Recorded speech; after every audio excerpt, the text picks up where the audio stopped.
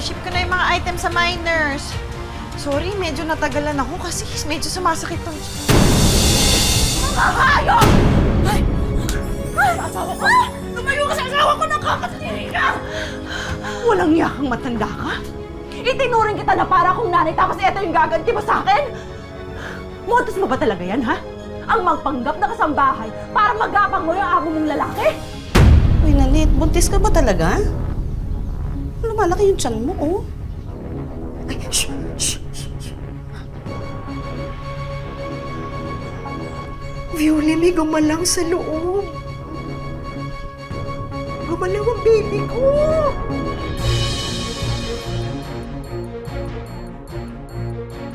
Ngayong hapon, mapapanood nyo ulit sa Wish Ko Lang ang isang kwentong talaga namang panalo sa ratings at umanin ng milyong-milyong views online. Ito po ang kwento ni Lenlen na may matandang kasambahay na si Nanette. Isang araw itong si Nanette, bigla na lang sinabing nabuntis daw siya ng asawa ni Lenlen. Ito ay kahit pa lampas 60 anyos na si Nanette.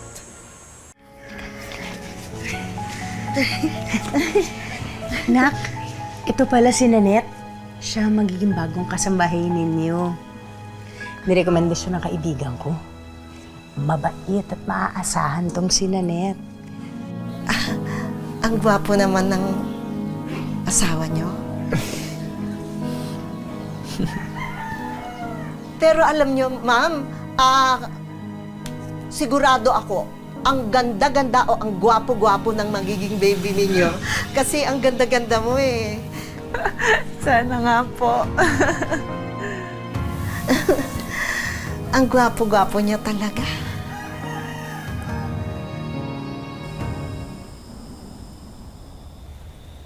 Han?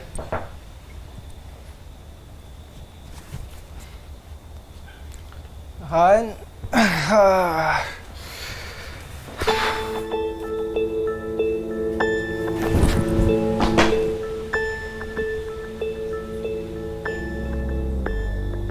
Sir, gusto niyo pong uminom ng tubig muna? Mukhang pagod na pagod po kayo eh. Salamat, salamat, salamat. Hirap siguro ng trabaho ng foreman na. Sakto lang. Sir, masahe gusto niyo? Alam niyo, magaling po ako magmasahe kasi hilot po ako sa probinsya eh. Talaga? Oo. Sige nga, Manang. Masubukan nga yan. Parang kailangan ko yan talaga ngayon. Sige. Sige nga.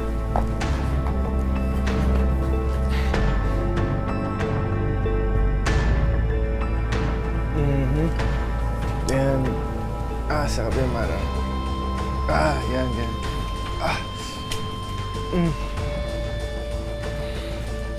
Alam mo, Manang, napakaswerte namin ni Len sa'yo. Kasi napagaan mo na nga yung buhay namin dito sa bahay. Tapos may libre masahe pa. Kahit araw-araw, sir, imamasahit ka. Yan. Sige nga. Yan, dyan.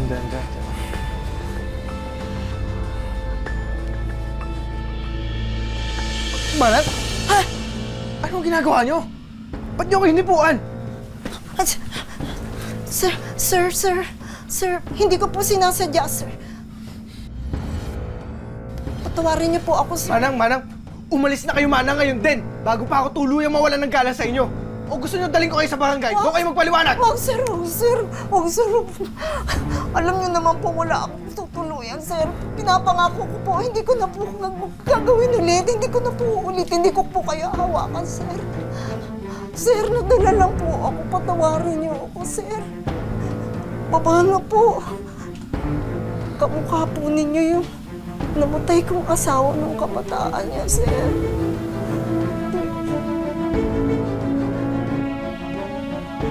Papalagpasin ko to, Manang, ha? Pero sa susunod na gagawin mo to ulit, wala na tayong pag-uusapan.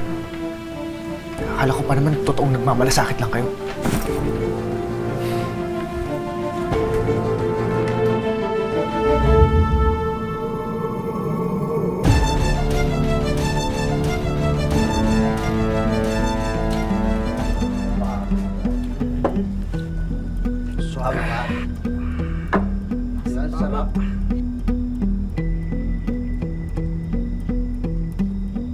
Oh, naku, si pare tulog na.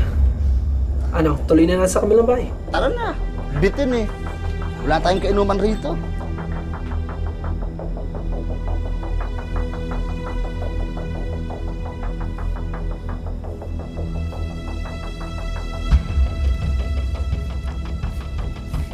Naku, sir. Bakit ka naman naglasing? Akala mo, hindi kita maiisahan, ha? Wala nang makakapigil sa akin.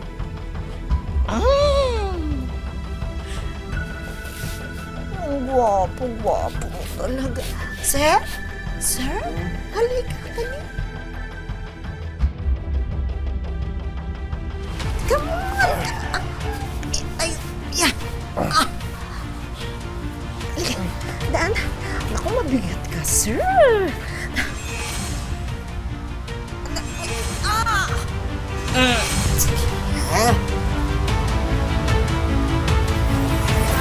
Napuship ko na yung mga items sa minors. Sorry, medyo natagalan ako kasi medyo sumasakit yung... Han, napuship ko na yung mga items sa minors. Sorry, medyo natagalan ako kasi medyo sumasakit yung... Mga hayop! Ay! Ay! Asawa ko! Lumayo ka sa asawa ko! Nakakatiri ka! Walang yakang matanda ka? Itinuring kita na para akong nanay tapos ito yung gaganti mo sa akin? Modus mo ba talaga yan, ha? Ang magpanggap na kasambahay para magapang mo yung amo mong lalaki? Ha? Hindi ka nga talaga paghihinalaan dahil hukluban ka na! Bakit galit na galit ka? Kasi naisahan ka ng huklubang ito, hindi ba?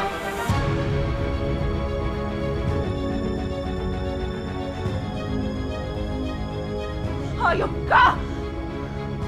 Anong nangyayari? At ikaw, Jeron, paano mo nagawa sa akin to? Kaya ba gusto mo kumuha ng ibang kasambahay? Ha? Dahil gusto mo ng ibahay itong kasambahay natin ngayon! Diyos ko naman, Jeron! Ipagpapalit mo na lang ako dyan pa sa matandang yan na para mo ng nanay! Ano?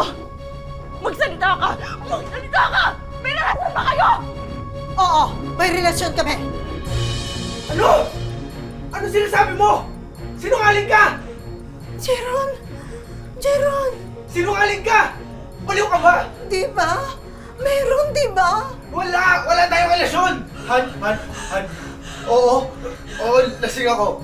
Okay, uminom kami ng mga kaibigan ko. Pero maski lasing ako, hindi ko papatulan yan! Talaga ba? Matapos lahat yung ginawa natin? Lahat ng ginawa mo sa akin kanina? Ano? Hayop ka! Wala akong ginawa sa'yo kanina! Lumayas ka na nga! Dapat matagal ka na umalis eh! Jeron! Han, aaminin ko sa'yo. Aaminin ko na sa'yo, okay? Kaya ako gusto paalisin yan kasi hinipuan niya ako at napapansin ko araw-araw ang lagkit ng tingin niya sa akin. Hindi ka pwede magtiwala sa kanya, Han. Ibang klase yung takbo ng utak ng babae niya. Jeron! Jeron! Di ba ako? Han, Gusto mo rin ako, Jeron! maniwala ka sa akin. Kailanman hindi ako nagloko sa'yo. Bakit ngayon pa? Bakit sa kanya pa? At ikaw, tigilan mo nga yung pagsisinungaling mo! Umalis ka na dito! Hayop ka! Kadiri ka! Ginabang mo pa ako! Gusto mo, di ba? Gusto mo? Tumigil ka na! Lumayas ka na! Lumayas ka na! Jeron! Umalis ka na! Ayaw mo! Umalis ka na! Kung ayaw mo, umalis ka na! Layas! Umalis ka na! Jeron! Umalis ka na dito!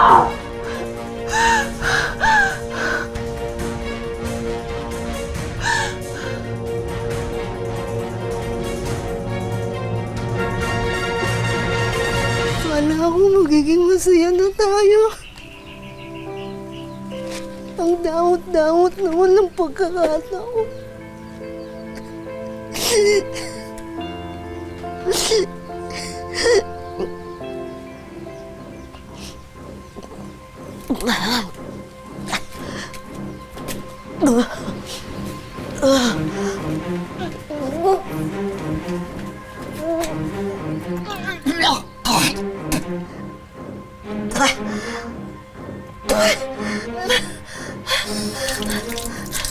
Ano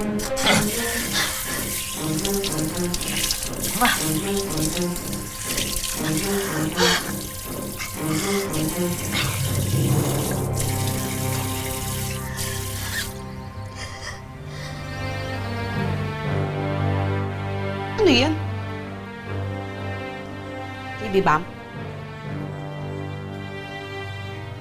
Uy, Nanette, buntis ka ba talaga? Lumalaki yung tiyan mo, oh. Ay, shh, shh, shh, shh. Violet, may gumalaw sa loob. Gumalaw ang baby ko. Tingnan, merong baby. Tingnan mo. Yan. Oh, hindi ba? Hindi ba? Ano yan, milagro? Buntis ka nga talaga? Ito ang magdadala sa akin kay Jayron. Ito ang tutupad sa pangarap ko na kaming dalawa ni Jayron ay magkakabalikan. Tawagin siyang delulu ng iba. Naniniwala si Nanette na nabuntis talaga siya sa kabila ng kanyang edad. Pero ano nga ba ang totoo? Isa nga ba itong himala o isang malaking pantasya? Dapat tinapos ko na yung kalokohan niya dati pa. Dapat pinalayas ko na siya nung hinipuan niya ako. Katiri. Wala ka namang kasalanan eh. Nasisiraan lang talaga ng ulo yung matandang yun. Paano maniniwala sa akin yung mga tao na walang nangyari sa amin? Kaya malakas yung loob niya eh. Kasi may pruweba siya. Lumaki talaga yung tiyan niya. Ewan, hindi ko alam.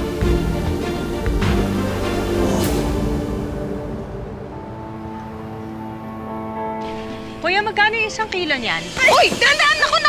Naku! Mag-iingat ka, ikaw naman kasi. Bakit sumama ka pa dito sa palengke? Eh, alam mo naman madulas. Dapat sa bahay ka na lang kasi nagpahinga. Eh, alam niyo naman po, sabi ng doktor, diba? Maglakad-lakad para mabilis yung paglabas ni baby. Yan ba yung pinagpalit sa matanda? Hindi naman raw pinagpalit, ikaw naman. Sino ba namang matinong lalaki ang papatol sa parang nanay niya? Huwag na kayo maingay dyan. Andiyan yung matanda, oh. Anong mukha mo? Hindi porke bata ka. Ikaw lang ang may karapatang sumayo. Hoy! Tigilan mo nga yung anak ko! Hayaan mo nga sila mag-usap. Usap-usap! Sinasaktan niya yung anak ko! Mag-uusap Sira ulo to, hoy! Sabi mo sila, sinabi mo Ikaw na mag-uusap kahit matanda ka! Hindi kita umulungan, hoy! At ikaw naman, bata ka, kailangan kang bigyan ng leksyon.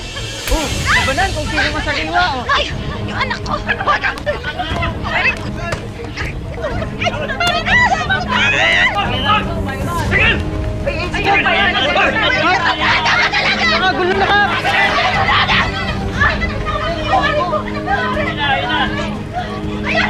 Kapitan!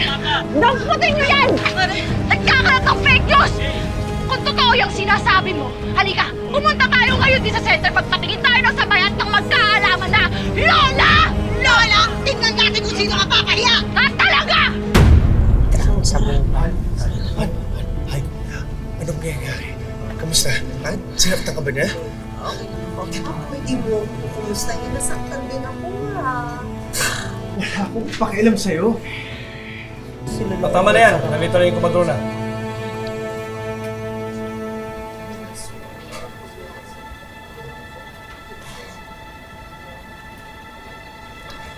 Hawak ko na ho yung resulta ng pregnancy test na sinagawa natin kanina. At ayun po sa test, isa lang po yung buntis sa inyo. Ako yun, huwag kang ilusyonada. Sa test, isa lang po yung buntis sa inyo. Ako yun, huwag kang ilusyonada. At kayo yun, Mrs. Marilyn. Nakita mo na?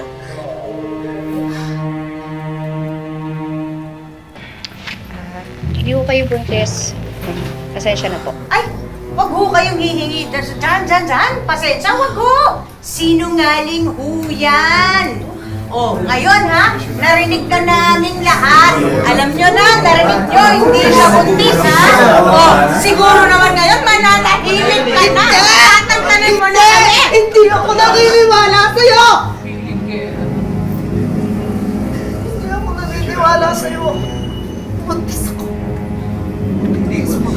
binayaran ninyo to? Ano ba yung bayad? Binayaran ninyo! Binayaran! Binayaran ho kayo! Binayaran kayo eh! Binayaran kayo eh! Talaga to eh! Binayaran kayo eh! Binayaran kayo eh! Uy! Ano?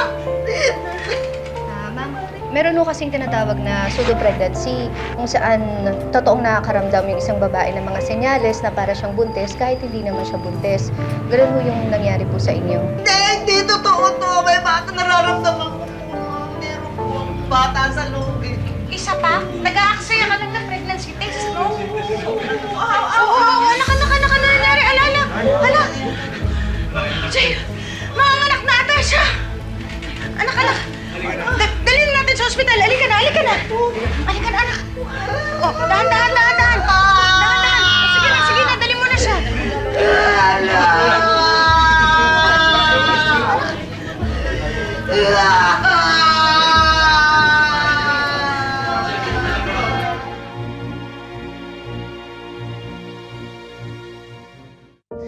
Salamat, nakatulog na rin.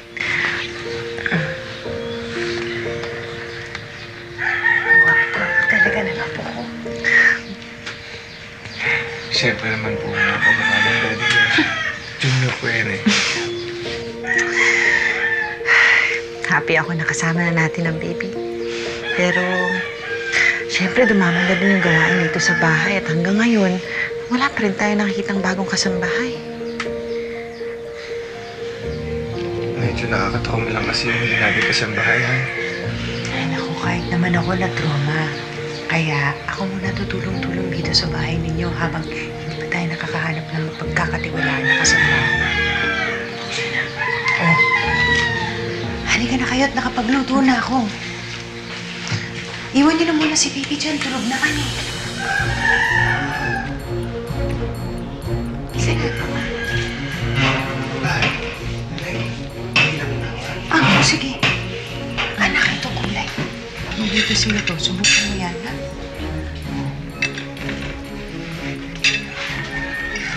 Ito, masarap yan. Sige, kain ka lang.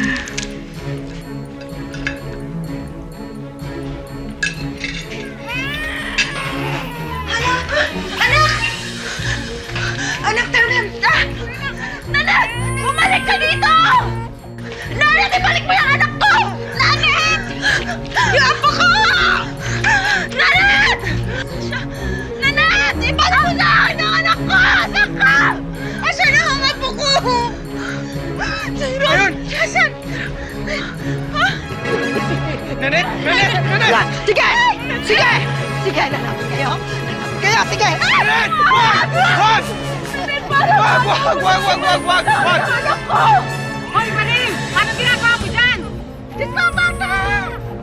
Maawa ka na bata! Huwag kong inama yung anak ko! Nanet! Nanet ang apo ko! Maawa ka!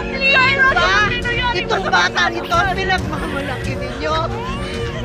Pare-pareho tayong mawawala.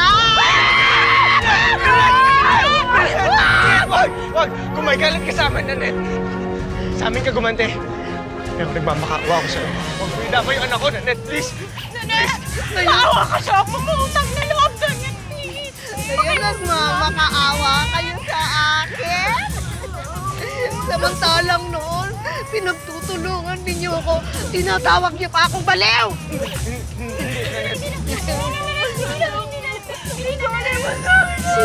Pare-pareho tayong mawawalan.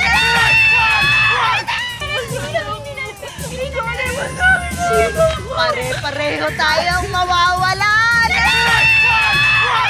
Nanet! Tama na! Tama na! Ako na nagpapakaawa sa'yo! Tama na! Bakit? Nakampi ka nila? Hindi! Wala akong kinakampihan! Nanet! Nagpapakaawa ko. Huwag mo idamay ang bata. Wala kasalanan ng bata. Isipin mo na lang, paano kung nagkaanak ka? Paano? Gusto mo bang mangyari sa iyong nanganak mo ito? Gusto mo ba siyang mahulog dyan? Nanet, tama na. Maawa ka. Tama na. Tama na!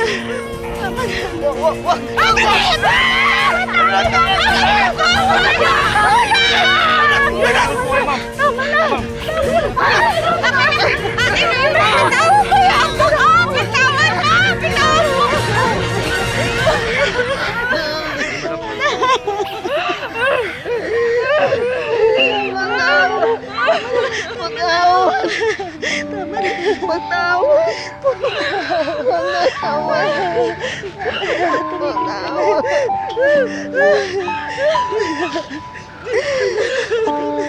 Mga kapuso, natunghayan nyo na ang buong kwento ni Lenlen. Ang espesyal na kwentong ito ay hango lamang sa tunay na buhay. Pero isang paalala ang kwento ni Lenlen na kung minsan sa ngalan ng sobrang pagmamahal, nakakagawa tayo ng mga kasinungalingan at nakakasakit ng ating kapwa.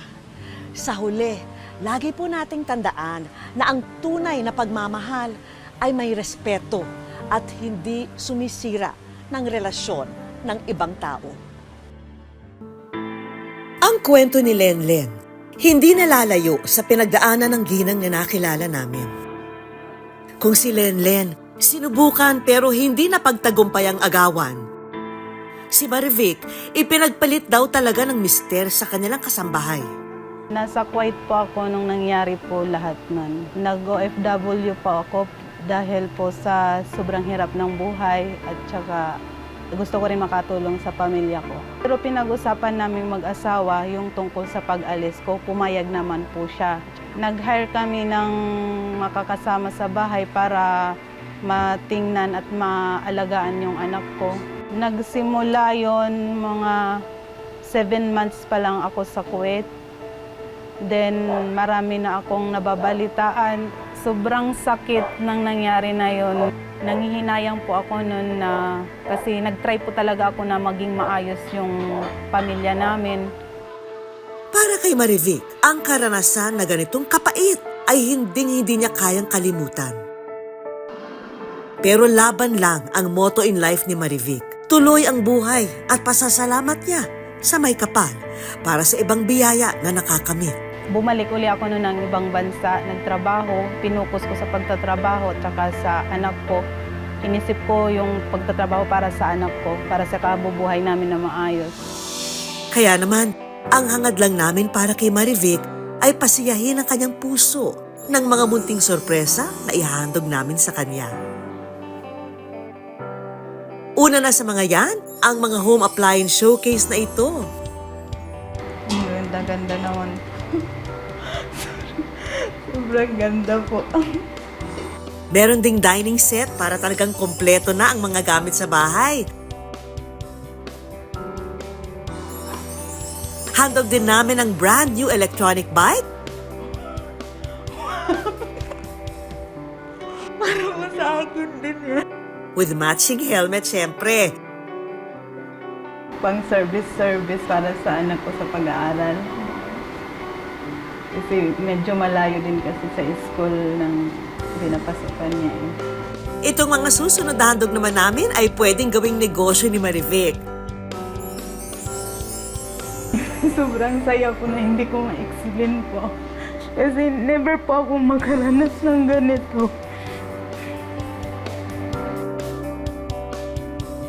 Nabanggit niya na ngayon nagsisikap mag-aral ang kanyang anak sa probinsya, kaya naman meron din kaming educational assistance para sa kanya. Mapapatuloy niya ng maayos yung pag-aaral niya. At syempre, hindi mawawala, munting tulong mula sa aming programa, ang Wish Ko Lang Savings. Maraming salamat po sa lahat-lahat ng binigay niyo pong tulong sa akin. Mga kapuso, kung meron po kayong wish para sa sarili o para sa ibang tao, i-comment lang po sa post na ito o i-message nyo mismo ang kwento nyo sa aming official Facebook page. At baka ang wish nyo ang susunod naming tutuparin. Mga kapuso, lagi po nating tatandaan hanggang hindi tayo napapagod humiling at maniwala, hindi tayo mapapagod lumaban sa buhay. Ako po si Vicky Morales at ito po ang Wish Ko Lang.